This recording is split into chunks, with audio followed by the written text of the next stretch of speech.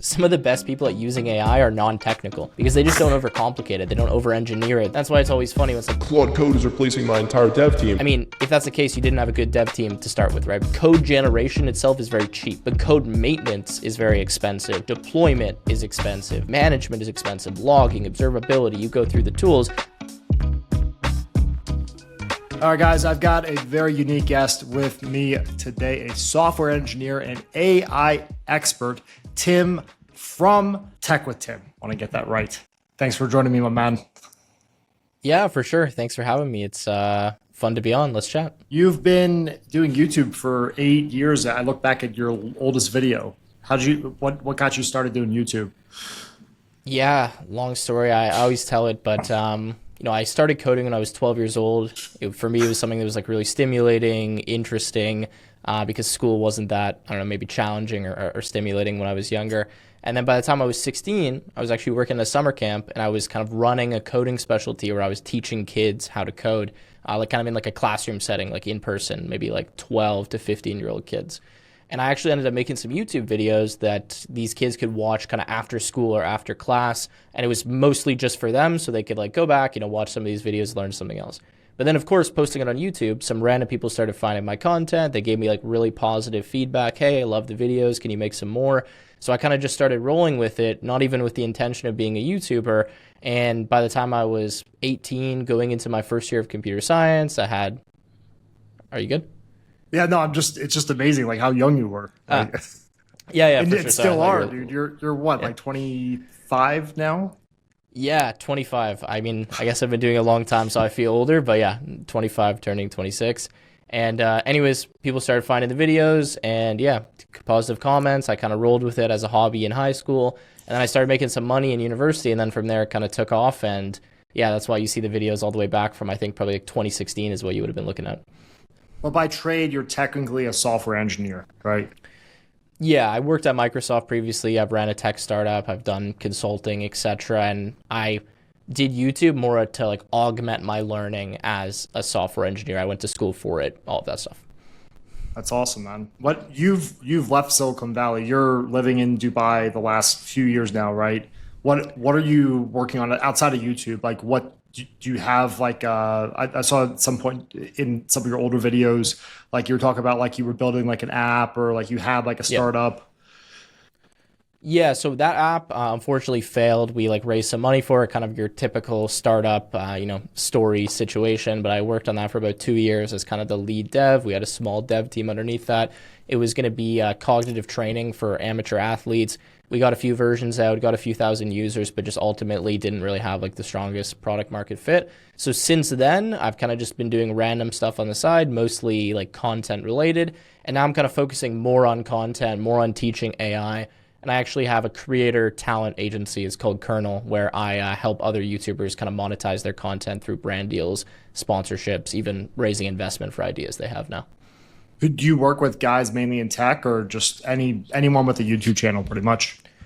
Yeah, for this particular agency, it's just tech. So we're called Kernel, which is like a tech term if anyone knows, and it's specifically for like software engineer and like AI creators. So we're kind of trying to own that vertical.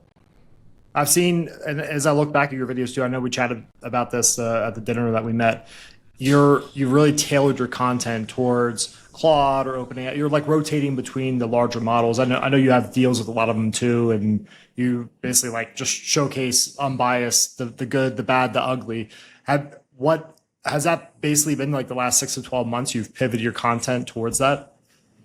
Yeah, mostly. I mean, I still like software engineering and coding, and I mean, I wish I could make more of those like in-depth, technical coding tutorials, but the truth is they just don't perform really well right now on YouTube, and everyone just has shorter attention span. They want the quick payoff. Less people are kind of diving into all of the technicals or the foundations. They're more like, hey, I'm just going to use Claude Code to build an app.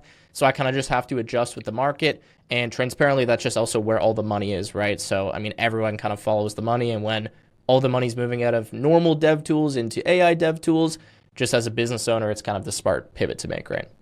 But this brings us a bit to one of my questions I sent you is you have beginners, then you have more, I guess you could say intermediate guys that necessarily aren't devs, but they because of the nature of their work, like people in my industry, the affiliate, the ecom space, a lot of times they're in the technical side as well.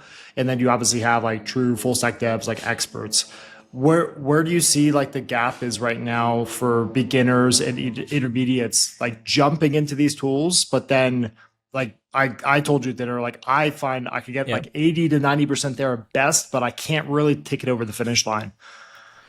Yeah, I think you kind of alluded to it. I mean, there is something called like software development lifecycle. And even if we're not talking about building, a full scale app that's going to be used by thousands of people, there's like general best practices that even if you were in first year of university for like a computer science degree, you would learn, right? But now most people have just skipped any of the fundamentals, if we even want to call them that now, and just have gone right into, I'm just going to build something and get it done in 1 hour and try to deploy it. And when you do that, you miss, for example, the planning phase, the user story phase, the requirement phase, the tech stack decisions, and you just really quickly jump into something without really understanding what your actual goal is and then what you need to achieve that goal, right? Because at least as we're trained as software engineers, you always start by creating an MVP, right? Minimum viable product. And that's with the ultimate goal of serving some kind of user, whether it's yourself, whether it's your mom, whether it's kids, whatever, right? You pick what the key avatar is. And now people are they go so fast into the development phase that you miss all of that. And then you get kind of in the middle of that. And like you realize, oh crap, the way I did this like doesn't support this other feature that I want to add. Or wait, I want to deploy this, but like I wrote it in a language where I can't even deploy it like to the web, or like it's only going to run on my computer, or I don't have any of my credentials or auth or any of that stuff saved. So I would say the big gap is just at the beginning, not immediately jumping for the payoff and just spending a little bit of time thinking through what it is you were going to build, as if you were going to come to someone like me and say, hey, Tim, I want you to build this. Think about all the questions I would ask you. Those are the things you should be answering yourself before you just hand it off to the AI model. And that's a lot of the stuff I try to teach in my videos too, even if it's short. Hey, let's spend 5 minutes creating a quick plan before we just go and tell Opus 4.7, run with it and create the moon, right?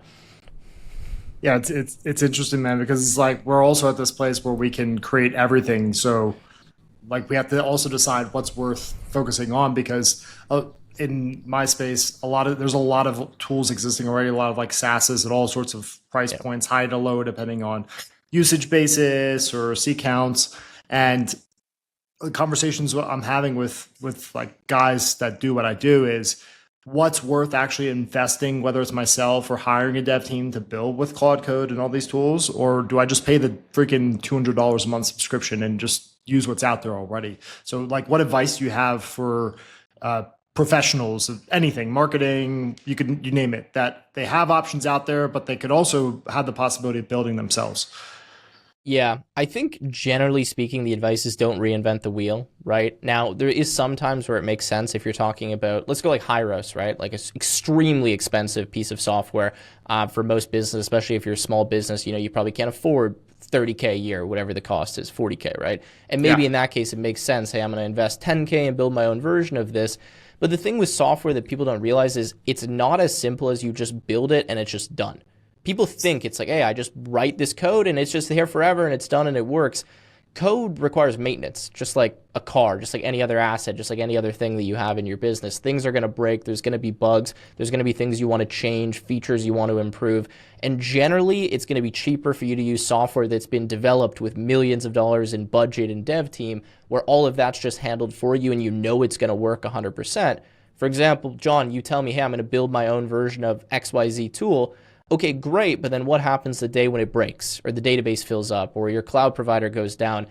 Now you're spending way more money and time or losing that, whereas if you were just to use an existing piece of software, I mean, their whole business is reliant on that tool being reliable and up. So I think to summarize it, if it's a really low lift, if it's something super simple, if it's a dashboard, if it's static, if it doesn't have a lot of moving pieces, probably makes sense you can build a version on your own or hire a quick team for a few $100 or $1,000 or have some guy looking over it if you have someone internal. But if you're talking about large scale software where there's a lot of moving pieces, a lot of components, a lot of integrations, even if it's expensive, it's probably cheaper for you to pay the subscription than it is to try to invest in building it in-house. And usually when you build it in-house, you just get a shittier version of the same thing that costs you more money, right?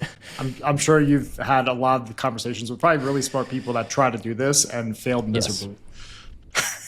I mean, even myself, like I'm a software developer. I'm more competent than most people watching this in terms of building software. And I have a ton of subscriptions that I pay for, thousands of dollars per month, because I understand that my time is much better spent doing something else than trying to build, a version of something that already exists, unless it's something really custom that I need. And I have a few things that I've built, but even still, I'm like, if there was a subscription for this, even if it was $500, I would just pay it. And the only reason I built it is because it doesn't exist, and I needed it for some really niche, use case, right? So if you wanted to build something custom for yourself, like you mentioned you have, does it make more sense for you to jump into Claude Code and VS Code or whatever and do it yourself? Or would it still make more sense to put 2 juniors or even maybe 2 seniors below you and let them rip? That's a really interesting question. I think it depends on the complexity and more so the maintenance in the future. So for example, I have like an accounting dashboard, how I do my like proprietary internal accounting with invoices, sponsors, whatever. And for me, that makes more sense to build myself because I understand the requirements so deeply that it's just going to be easier for me to explain them to Claude Code and have it build something than it is for me to try to translate it to like 2 junior devs. And then I'm going to have to check their work, and it's probably going to be the same amount of time in me like managing them as it is just building it, right? But that's relatively simple software that took me, let's say, 3 hours to get up and running and, fully deployed. But if I'm building something longer term where I know it's going to need improvement, it's going to maybe scale, I'm going to have other users on it, or I know it's going to change really frequently, then probably it makes more sense to have that kind of upfront time investment and cost in like a small team, even if it's one guy who I explain and kind of train the requirements to, because I know he's going to work on it a lot. But if we're talking like less than kind of 10 hours of work, probably me. If we go beyond that, then yeah, usually at the level I'm at, I'd rather just hire someone who's going to, their time is less valuable essentially to build it out. Interesting, man. Yeah, we developed our own internal tool, so in the media buying, whether it's affiliate, lead gen, eCom, the workflow is typically creative production is phase 1, and then creative deployment or launching, right, in mass is phase 2, and then phase 3 is management and optimization. So we developed a tool that primarily focuses on taking a load of creative and deploying it across 1 ad account, 10 ad accounts, however we choose.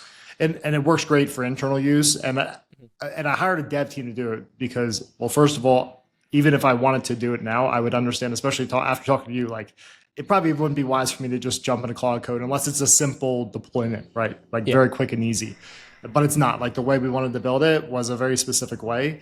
So we hired a small dev team, and it was pretty expensive, but like the ROI just on our time from the use of it after we paid them is amazing. But I see what you're saying, where I'm already seeing 3 or 4 months after we ended the project with them that there are already updates in Meta. I mean, Meta constantly makes API documentation updates, right? So it's like, dude, I'm probably gonna need to rehire them or just bring someone internal to maintain it at some point. But there's also nothing out there. Like every tool we tested that did something similar had maybe 3 out of 5 things we wanted and like different combinations of it, right? So like they're literally it didn't exist what we wanted. So that's the reason why we decided to develop. But when I first built it, I was like, man, this is so badass. I could see everyone wanting this.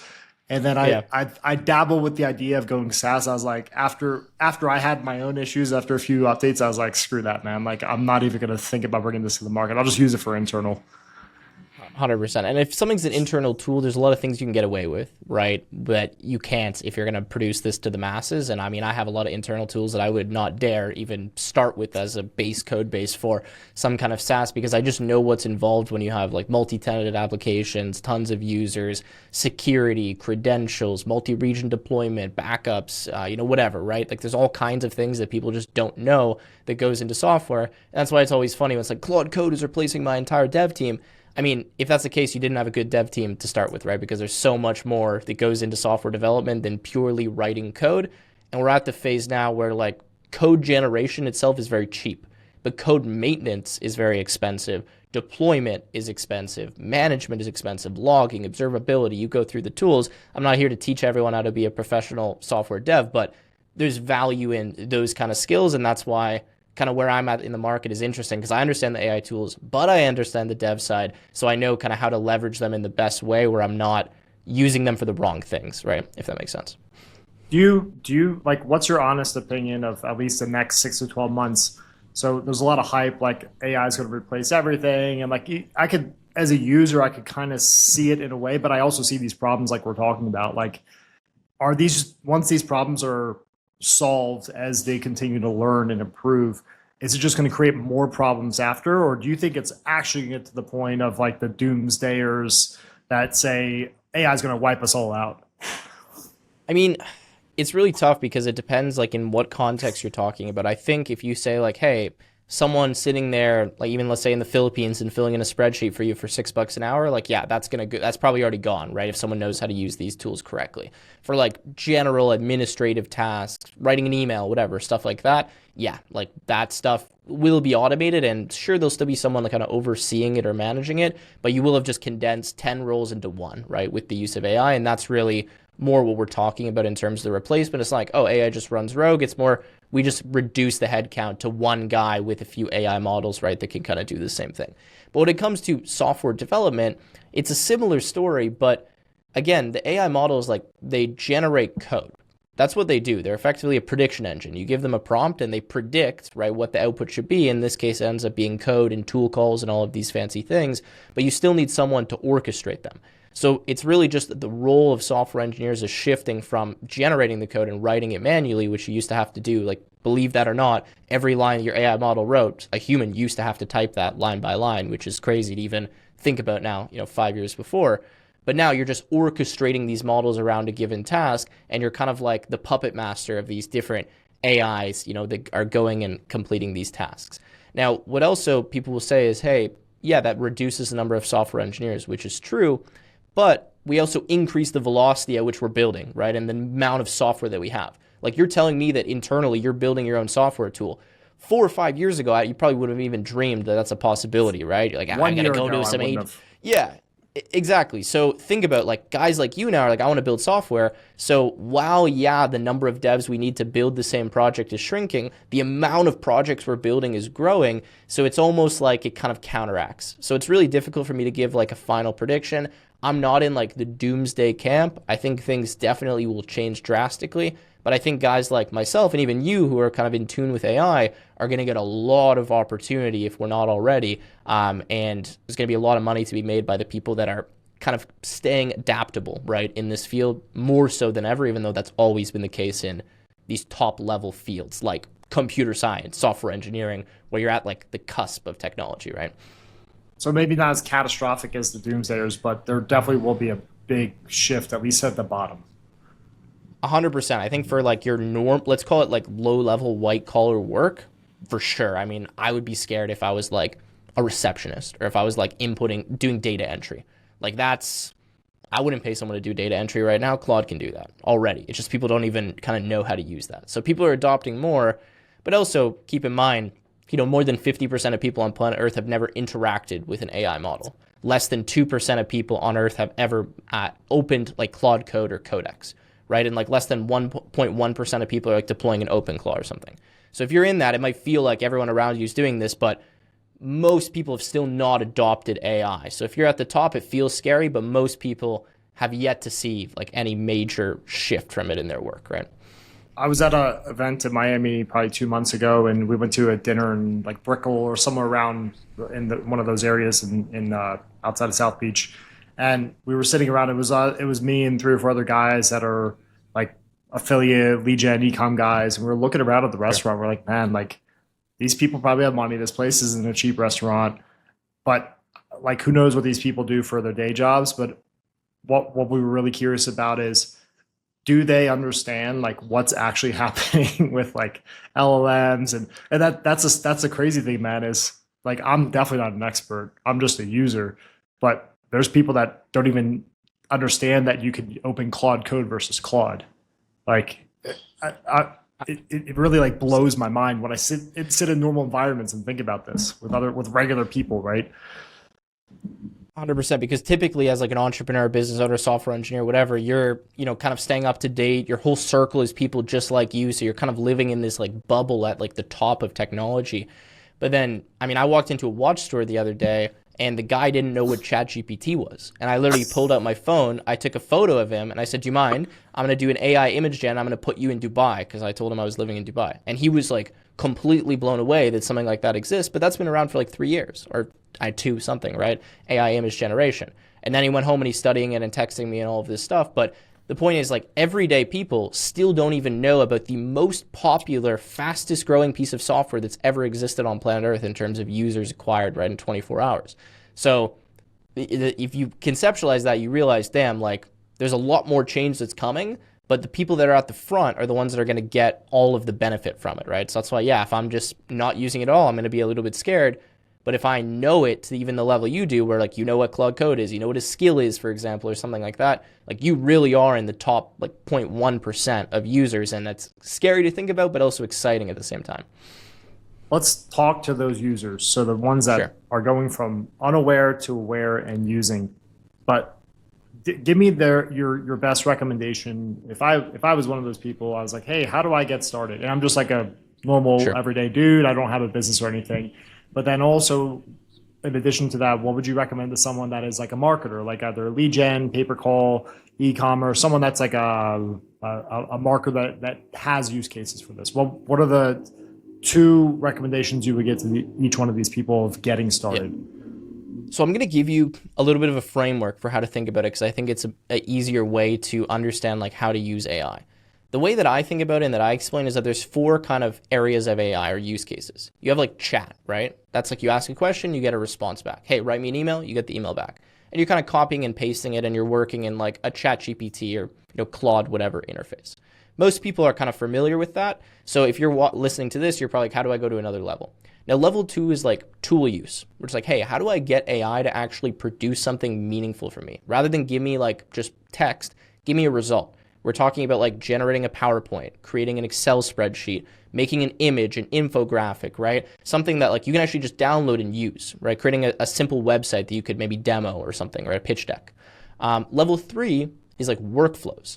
How do I have AI take multiple steps and automate a repetitive process that maybe in the past I would need like custom code for, that I would hire like a VA to do? So think about like, hey, every morning I just want to like go look at all my unread emails and just summarize the ones that are useful for me to read. You might have an assistant do that before. Now you can have an AI model do that, and you kind of have these steps. Okay, go read this, summarize this, do this. That's a workflow, right? And that's where I think a lot of people should be looking, because there's tons of things in even just your daily life, if you're not a business owner, that you can easily automate that at least show you the potential of how good AI can be.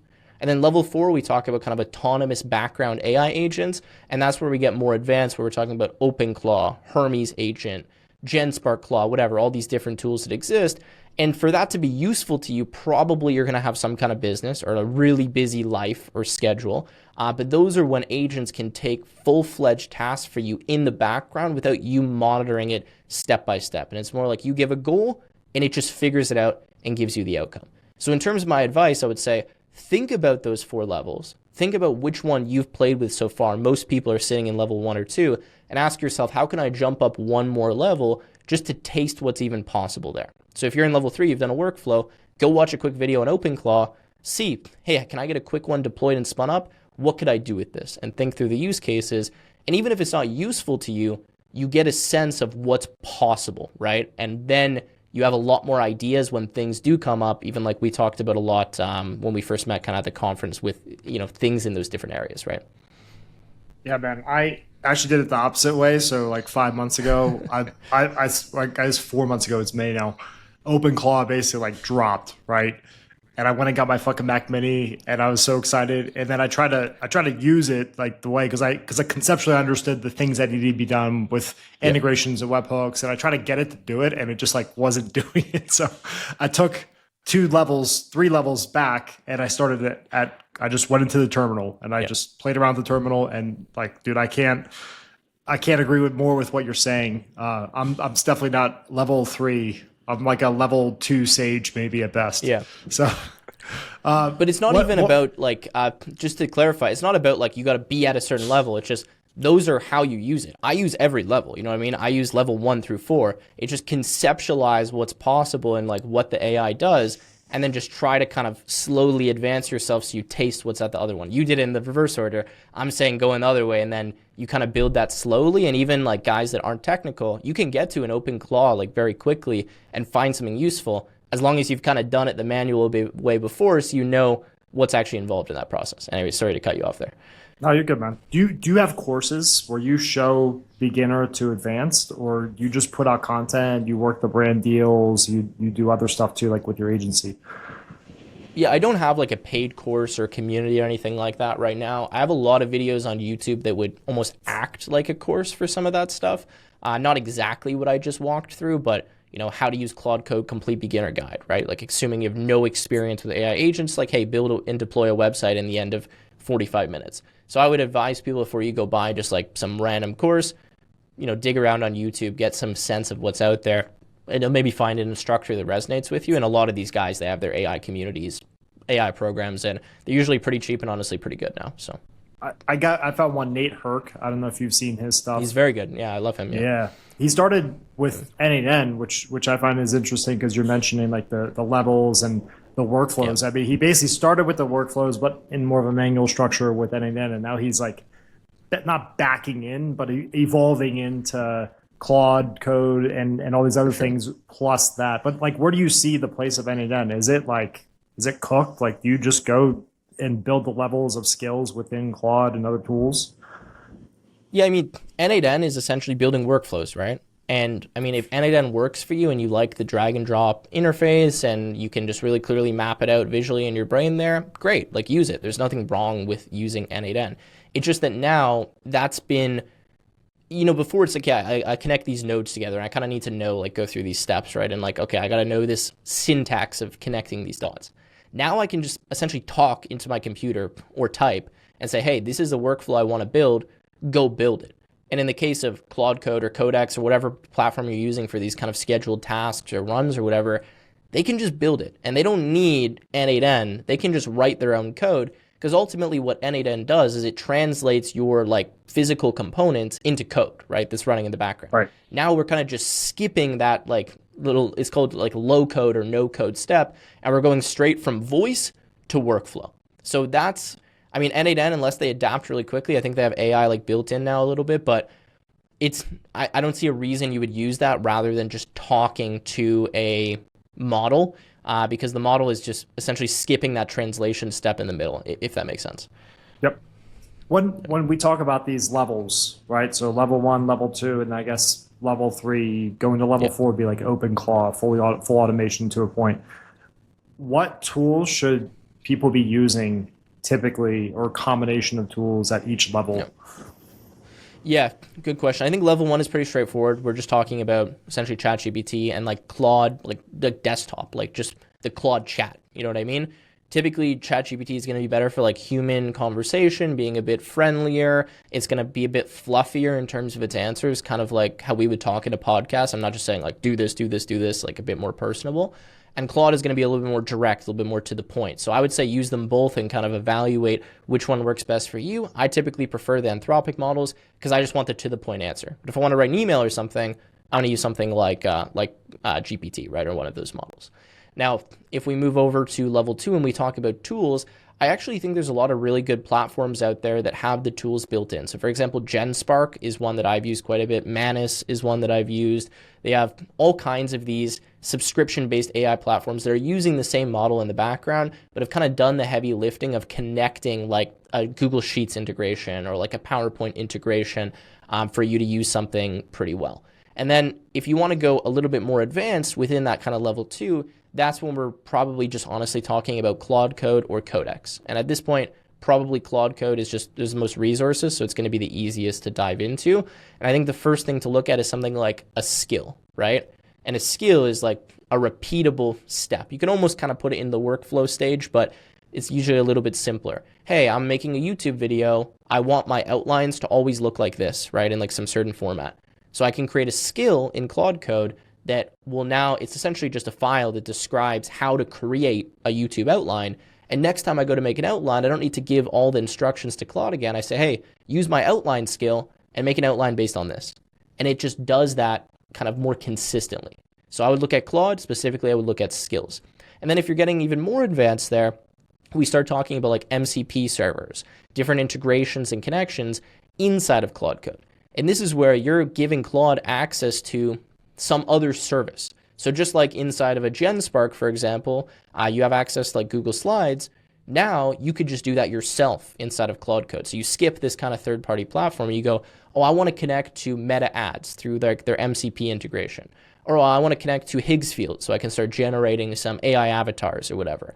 And you kind of pick what you want to connect. In my case, I always start with the Google Suite. Like I connect my email, I connect my Google Drive, and now I can say, hey, go look at my email and, go reply to this one, right? Or go upload this file to Google Drive. Or hey, run like a quick accounting search and see the receipts I have. That's what I would be looking at in level 2. And then level 3, you're probably still working inside of something like Claude Code, but you're thinking more in steps and flows and processes as opposed to one-off operations. So like if I say, hey, go find all my receipts, that's great. The next step is find my receipts every morning at 9 a.m. and upload them to Google Drive. And that's a workflow that I'm repeatedly doing. It's using the same tools, but I'm setting it up kind of in these stages. And then lastly, we already talked about that, but we're looking at, again, OpenClaw, Hermes agent, all these other types of things. I would probably start with OpenClaw and just use some pre-deployed service. Don't handle like all the configuration yourself like I would do, because you're probably just going to get it wrong. GenSpark has a good one. Hostinger has a good one. Many out there. You guys decide. I'm not here to promote one, but just, pick one that works and try that out. And that's kind of what I would start with. When it comes to memory and storing these skills, would those be in MD files? Yeah, so MD is Markdown. It's existed for a long time, and it's funny because it was always used for just like documenting stuff in code bases, and now it's like the de facto language of AI agents. But yeah, it would be Markdown files, and then you're probably going to get to this, but there's a lot of other tools you can use to manage the memory of your agents, which is even a bit more advanced, where we talk about like Obsidian, for example, right, which is kind of a vault that can store all of the memory. We talk about RAG, which is if you have a lot of data, you can build something called retrieval augmented generation, much more advanced, that can pull in the relevant context for the models. But even now, your base tools like Claude, they're doing a decent job at managing the memory themselves in terms of storing session logs and things like that. So I wouldn't stress about that too much at the beginning. So a selfish question for someone at Sure. whatever the hell level I'm at right now. I'm building, one-off applications to improve like workflows and just shorten timelines in my day-to-day. Maybe like, for example, I built a company command center just for like throwing my goals up and then adding tasks and clearing them. What I'm finding is, as I maintain these 3 to 4 tools I've built, is I'm having to open Claude Code and then remind it of what the hell the tool is. So what do you recommend for someone at my stage to move into VS Code and create MD files and have those memory storages, or like how do I get better use case? Yeah, it's a good question. So the issue with these models is that they have a limited context window, right, in terms of essentially what they can remember in one session. And if you restart it, you start from scratch. So at minimum, even if you're not going to manually create the files yourself, you want to instruct Claude to do that. So you say, hey, before we get to the end of the session here, create a quick checkpoint document that goes over everything that we've done in this session so far and what the next steps are that we need to complete. Save that. Boom. You have that saved, and then you can just really easily reference that document the next time you come in. And that's like the easiest way to solve some of that kind of hallucination issue or forgetting. But then if you get a little bit more advanced, you're essentially just going to instruct the model to document what it's doing, like I would do, like any other developer would do naturally if we didn't have AI. Because guess what? I'm a human. I also forget. If I come back to a code base in 3 days, even a week, I probably don't remember what I was working on yesterday. So I have something that I've documented myself, says here's where I'm at, here's what I need to do, here's the architecture, here's decisions that I've made. So again, it comes back to these software engineering principles, which is always funny to me because we did AI to get out of this, but then we have to come back to get it to work properly. So it's really just, first of all, have that checkpoint document before you kind of sign off, and you can just even make a skill or put it in the claude.md file, which is always loaded into memory, which I can talk about more if you want. Hey, before you compact the session or before you end the session, always create this. And then those files that it's creating itself that maybe you're deleting, where it's documenting the code base or the architecture, the structure, keep those. And if you want to read them yourselves, sure, download Cursor, download VS Code. This is a way you can view the files, open up the project. You don't need to necessarily modify them, but at least you can kind of see the overall structure. And for me, whenever I'm using any of these tools, I always have them open in a visual editor. I'm not writing code, but I want to see what it's doing. I want to have a quick look at the markdown file. I want to go, what the heck is that? No, fix that. Doesn't make any sense. Like, change this file. Why is this here? Why do we have 7 of these memory files? We shouldn't have those, right? And just fixing some of those silly mistakes that you can notice as a human. I know it was kind of all over the place, but hopefully that gave you a bit of insights there. Yeah, man. I know you mentioned one use case you built for your own internal accounting with your sponsors. Yep. What's your life like day to day? Because I'm sure you built this into your personal and professional life. Like, so what does your life with AI look like from the time you wake up till the time you go to bed? Yeah, so it's funny because you would think, oh, the AI expert has 10 million AI automations and 7 Mac minis, but like we talked about before, a lot of things just aren't even worth building because they break, you need to maintain them. So just start with that. Mine is very simple. I mean, I have my Claude Code well set up. I have it connected to all of my main sources. So anywhere that I'm checking, my Slack, my Gmail, my Google Drive, Google Sheets, whatever. And I mean, if I need to do something that's like a file related operation now, I would just go to Claude and say, hey, I got an email that was, a receipt. Can you just file that in my accounting software? And I have what's called an MCP server connected to my custom accounting software. So anytime anything comes in, I can just manually tell it, hey, go file this. Hey, I paid myself a dividend. Go mark that down in the software. And it can just go to the database, make the change, and then the dashboard is deployed and I can just view it. But I also have a Claude scheduled task that runs every morning at 9 a.m. that does that automatically. This is the workflow stuff that we're talking about, right? Where it just goes and it looks through my Gmail and it says, what's a receipt, what's a contract, what's an invoice, what's a payment, and it just automatically, based on what I've kind of trained it to do, because I have some skills in there, will just go and update the dashboard. So now 95% of the time, it does make mistakes, of course, the dashboard is just automated. I then just have a super simple OpenClaw that just does some competitor research just for ideas. So I have a list of 200 YouTubers that it scraped, goes, looks up their recent videos, and then gives me like 3 or 4 suggestions on videos that I could make that would be super easy, that I can knock out in like 20 minutes, or AI news. And even though I don't always use those, it's good just to kind of get that text message in the morning on my phone in Telegram or whatever to kind of spark a little bit of creativity. Beyond that, I have some other AI stuff, but mostly that's kind of it. Like, I'm not using AI to manage every aspect of my life, but of course, if I need to review a large document, or I want to respond to an annoying email, or I have like a customer complaint or something, yeah, I'll go and I'll get it to generate it for me and look at it, but I don't have 10 billion workflows and agentic operating system, because most of what you need from AI is just simple things done well. And when AI, if it even does the thing wrong 1 out of 10 times, it's almost just not worth having, because the manual effort of you reviewing it is much more than if you just did it yourself. And that's what I always found is, like, unless I can get this to work almost perfectly, it's probably not worth me having it, because the mistakes it's going to make are going to cause me more lost time than if I just continued doing the task manually. Maybe that's short-sighted, but that's how I view a lot of these. And I think a lot of business owners realize that when they dive in, and like half the time their thing just doesn't work that they built, right? But more than half the time, man. Let's be generous. Be generous here.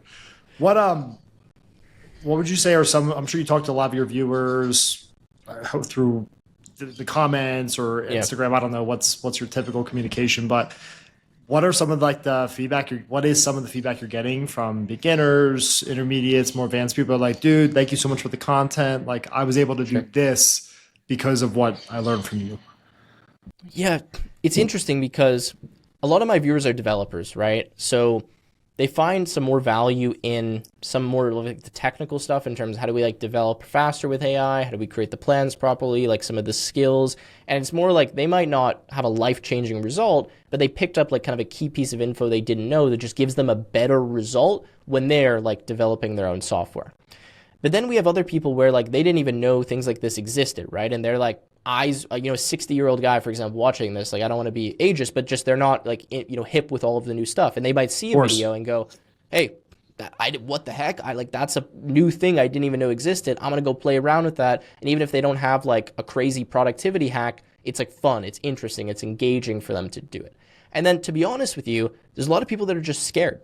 They see this and like the first thing they think is not, oh, that's amazing, I'm going to go make some money with this, I'm going to automate my business. It goes, what's going to happen to me? Like, it just did what I get paid to do. What's going to happen to my software dev job? So there's definitely a lot of fear, a lot of uncertainty, and you kind of have two camps: people that are like, I love AI, I want to use it for everything, and people that are like, just bluntly like, fuck AI, like, this is taking my job, I hate it, why are you promoting this stuff, XYZ. So that's transparently what you get, and you get a lot of polarism, especially in the comments, because some people love it, some people hate it, and people just wish AI never existed, right? And you can have your own opinion on that, but that's, a lot of people honestly feel that way. Wow, man. I mean, hey, look, like good engagement, positive, negative, it's still going to drive your account. So what, how do you stay up to date with all this stuff? I mean, you're busy, like you're a full-time creator, like you do stuff outside of that too. Like, how do you carve out your own time to just like learn about what's showing up today? Because I'm sure there's something new today we haven't even read about yet. 100%. And that's the tough thing, is because, learning something new, especially when you're really busy and you can always be making money doing something else, is always a cost to you, right? Because you're always viewing it as like, hey, I'm going to spend a week learning this when I could have just made 5 more videos, right? And, made some money doing that. So it's tough. I will say that I'm very fortunate that because of what I do, I kind of just have to. Like, I don't really have an option. Most of my friends, most of the people I hang out with, they're in a similar space. They're using AI. They're talking about AI. I'm on YouTube all the time, not necessarily watching all of the videos, but analyzing the competitors, seeing what other channels are posting what videos. Even my whole, phone feed on Instagram is just all AI stuff, right? From all these different creators. So you kind of get it like that. And then also, I work with all of the top companies in the world effectively for AI. I mean, you name it, I've probably done some brand deal with them. So just in that nature, I learn about all of the new stuff, because even Higgsfield, for example, they released an MCP server. I just had a video go live maybe 2 hours ago talking about the Higgsfield MCP server, right? I knew about it before it existed under NDA, because they came to me to say, hey, we want to do a video promoting this. We want it to be ready on release, whatever, talk about it. OpenAI, I've done some deals with, same thing. Hey, new model's dropping this day. Can't tell anyone, but when it does, we want you to post the video. So naturally, you just kind of are forced to learn it. And then when I make videos, in order to teach something, it exposes how well you know it. So I often will spend a lot of time prepping, much longer than the duration of the video, to learn about a new framework, to actually mess with the Claude Code skills. When OpenClaw came out, I spent a weekend just messing with my own OpenClaw, so I was confident to make the video on that, right? So it's a good mix, but that's kind of how I'm staying up to date and kind of have been for the past 5 years, when you're fortunate enough to kind of get all those opportunities sent to you, if that makes sense. Yeah. And also, I see there's a lot of right ways to do one thing. Is that For sure. like, does that just like blow your mind constantly, because you could find some other guy that's super smart like you that is very in tune and actively using these tools, and maybe you see he does the same thing just slightly differently, and you're like, my God, like, why did I think of that? Or like, that works better. Wow. 100%. It's funny because some of the best people at using AI are non-technical, because they just don't overcomplicate it. They don't over-engineer it. They just like get something done, or they use some like weird approach that maybe doesn't make sense like a completely logical brain like me, but it's like a more creative person, right, who thinks a little bit more outside of the box. They get something done, and I'm like, oh, I should totally just copy that approach. So it's interesting now, because there's no, like you said, there's no real right way, and AI it's not deterministic, which means like we could both do the same thing and get a completely different result. And that also messes with me a lot when I make videos, because like I can't reproduce a result I just had yesterday. I can try, but ultimately the AI model has some small degree of randomness into what it does. And that's why I think it's really interesting now to see so many creators popping up, so many people talking about this, and you kind of get the collective group to determine what's the best with all of this experimentation.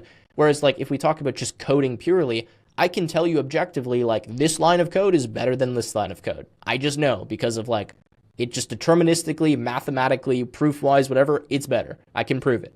With this, hey, is your skill file better? Is my workflow better? Is Claude Code better than Codex? We don't know. Like, you genuinely can't just say, and the benchmarks don't tell the true story. That's why you got to really just be using it yourself. And like, there's a debate now, Codex, Claude Code. I'm like completely in between, and I tried to make a video yesterday, like comparing them, and it's tough to come to like a conclusive decision. So yeah, let's see. But it's a really interesting time to kind of be in this space. And there's a lot of really young guys too that are getting into it that are non-technical. And I love to see what they do with it because it's a different perspective than I would kind of bring to that tool. What's it been like working, if you're able to share this, what's it been like working with the big companies? Yeah, it's interesting. I mean, some of them, it really is more like the rep you get at that company, right? You have some people that are super on it, that are really proactive, that want you to be really creative. They're just like, hey, we just want you to like talk about this. There's no like brief script, whatever.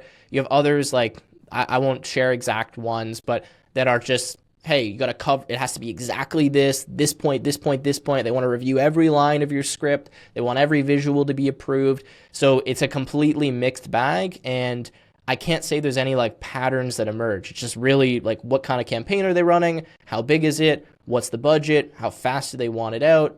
There is a lot of bureaucracy at these big companies where, to be honest, they're just throwing around massive amounts of money with like just racing to get something out. Like they don't care about the quality. They don't care about like even how much they're paying sometimes. They're just like, hey, we want the top 20 tech creators to cover this in 1 week, go.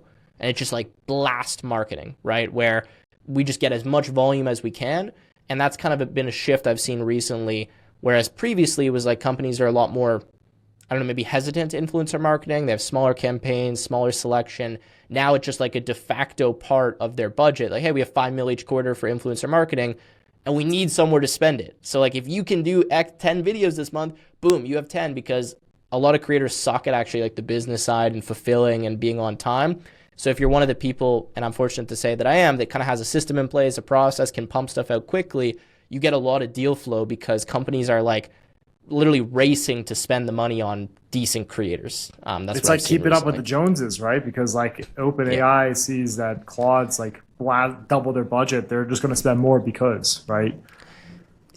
Exactly. And that's the thing I think, I mean, I told you I had the talent agency, which we don't need to get into, but that I'm kind of passionate about is like teaching creators how to leverage that, because the more brand deals you do, regardless of what, you know, maybe the audience thinks or all of this, just the more you get. Like the more visible you are. If I work with 10 brands, I'm just more visible to more brands because all their competitors are studying who are these guys working with. They say, oh, Tech with Tim worked with XYZ company. Okay, we want to work with him now. We want a video in the same light. We want a tutorial, whatever, right? So it's really an interesting marketplace, and it is still the Wild West in influencer kind of marketing. The prices are all over the place, completely different. There's no like set structure, CPMs. And with AI, in this vertical specifically, the money has exploded in the past 6 to 12 months, and it's irrational. It genuinely doesn't make sense from like a metric perspective, but it's just, again, like I said, pump as much volume as possible and like just throw it at the wall and something's going to stick and something's going to work. Yeah, man. I was thinking to take our channel and pivot it to, obviously I'm not a software engineer. I'm definitely not a developer, but marketers using AI, I haven't really found a channel that's niched out with that. I think there's like between e-commerce, like large lead gen, local lead gen, I think there's a big use case. And there's a huge education gap there that no one's like even touching. So you're my first AI expert to have on. I'll probably have a few more of these, but yeah, no, it's been super cool, man. What are you super excited about right now? Like with what's recent updates in AI? Like what did you jump out of bed today? Like, man, this is super cool. I can't wait to like test this thing or implement this. Yeah, I wish I had a better answer for you. It's just a lot of the stuff is the same, right? And a lot of it is you got to kind of get through the marketing fluff and like, is this actually new? Is it actually different? Okay, GPT 5.5, yeah, it's genuinely better, but like, is it going to change my life? Probably not. You know what I mean? For me, what's more exciting is that models are becoming a little bit more accessible in terms of running them locally. So right now we have these like kind of three behemoths of AI, right? Like Anthropic, OpenAI, Google, I guess, if you want to include them, or even maybe DeepSeek if you want to go like Chinese market. And they essentially gatekeep and own like AI usage. Like if Anthropic turns off your account, like too bad, you just lost, frontier model. And that's happened to people, right? So for me, I've seen a lot of smaller open source local models coming out that are actually pretty capable now, that can genuinely write code, can actually do tool calling, don't cost you anything if you run them on your own computer. And we're still far away from, me spinning it up on my iPhone. But if you have a high-end machine like I do, you can genuinely run like close to frontier level models on your own device for free. And at least in my community, people love open source, they love free, they love privacy, ungated access. And that's going to be really cool when genuinely, like, you open up any MacBook effectively, even a modern MacBook, you can get a local model running and you can start chatting with it, asking questions. And I think that's going to be the next wave. That's my opinion. I know a lot of people still, of course, are going to use these big companies, but at least we've seen recently a lot of unethical things they're doing. You can look at like the Claude's kind of billing and pricing that was going on, leaking source code like Claude Code. Like, I don't know. I don't trust my entire life as it's becoming more and more agentic and used with two companies. I don't trust really anything with two companies. And if I can own my own hardware, own my own compute, especially at a business enterprise level, I think that's really, really valuable. And I don't know, it gets me excited at least that we have that, because I wasn't sure that was going to be the case for a while. And now some really smart, talented guys have come up with these small models that you can genuinely run. And yeah, that's exciting to see. Where's the incentive for them to be the best though? Because like I know it's more mission driven in the open source community, but I mean, are they going to get the same kind of resources obviously like OpenAI and Anthropic have? I mean, of course not, because they're not making money on it effectively, but a lot of these big companies will even just acquire them. You know what I mean? Not to necessarily close source them, but just to take the talent. Like, the reason why you acquire an OpenClaw is not because Meta, or who was it? OpenAI, I think. I forget who bought it. Yeah. Want to own OpenClaw. It's because they want the guy who made it, right? So for example, if I go make a really cool like open source model, even if I don't make any money from that, I'm going to instantly be a decamillionaire because I'm going to get hired at some crazy contract, right, by Meta. I'm not sure if you saw, I mean, Meta was hiring engineers at like $100 million plus for like 2-3 year contracts, right? And some of those kids are like 21, 22, 25. So, I mean, look, if you get that prestige, you get that name for yourself, you get that, you hear like Andrew Karpathy, all these guys, right, in the open source community or just in the community generally, they get a lot of benefits, right, from being the person who created that kind of thing. So I don't know it's going to happen, but all I can say is that at least even just in the past 2 or 3 weeks, we've seen like some really good model drops that are working really well. I mean, Gemma 4 was maybe like a month old. We have another one, I forget the exact name, like Mini something, Mino, whatever, that just came out that's like really, really good too. So if we're at that pace of improvement, I mean, in 6 months from now, like we should have a GPT 5.5 level model that you can run on like maybe a 32 gigabyte MacBook, which is still expensive, but impressive. Right? Wow. It's amazing. Yeah. Dude, thank you so much for joining me. Anything you want to share as we sign off? How can people connect with you? Obviously, your channel will link back to. Yeah, I think just mostly the channel is probably the biggest thing. If you want to like DM me on Instagram or something, feel free. I don't have as many followers there, so it's a little bit easier to kind of get through the crowd. I think the last thing I would leave people with is that, look, stuff's changing really fast. As much as it's exciting, I totally sympathize with it's scary. There's a lot of fear. You feel like you have to constantly keep up. All I would say is that this is a really exciting time. This is like one of those times we're going to look back on and go like, damn, like that was a huge shift, just like when, the internet came out and all of those kind of things. And this is kind of the time, at least for me, to lock in, spend a bit of extra energy, take some small sacrifices and get to the front of this, because we're really probably closing in on the next maybe 12 to 16 months where you can really take advantage of this and genuinely make a lot of money, grow massive businesses, whatever, automate it yourself before it's going to either start becoming out of reach or it's going to be just completely monopolized as we're already moving into. So that's kind of my message. I could be completely wrong. I mean, I hope I am with that, but I think this is a really interesting time in history. And for the people like you and me that are kind of at the forefront of it, even though I know you might not feel like that compared to the general population you are, it's exciting. And that's the way I would look at it, optimistically rather than pessimistically. Awesome, man. Thank you again for joining me, and we'll have you back on again in the future. 100%. Thanks so much.